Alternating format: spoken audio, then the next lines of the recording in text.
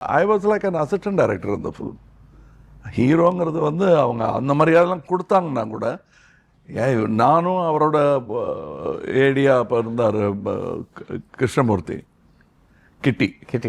So அவர் நான்லாம் வந்து அடுத்த சீனுக்கான ஏற்பாடெல்லாம் பண்ணியிருப்போம். இவர் இங்கே ஷூட் பண்ணியிருப்பார். அந்த சீனில் நான் இருக்க மாட்டேன். அந்த பாபா மருகையாங்கிற பையனுக்கு டென்டிஸ்ட்டு கூட்டிகிட்டு போய் பல்லு செட்டப் பண்ணது நான் தான். அந்த பொறுப்பெல்லாம் விட்டுருவாங்க. நாங்கள் எல்லோரும் போய் ஒர்க் பண்ணுவோம். அந்த அம்மாவுக்கு மேக்கப் போடணும். மேக்கப்புக்கு பட்ஜெட் கிடையாது. ஸோ ஏஜ் மேக்கப் பூரா நான் தான் பார்த்துட்டேன். அதில் அந்த அறத்தடவுறதெல்லாம் மற்றவங்க பண்ணிவிடுவாங்க. பட் இந்த மாதிரி தெரியாது யாருக்கும். என்கிட்ட கொஞ்சம் எக்யூப்மெண்ட் இருந்தது.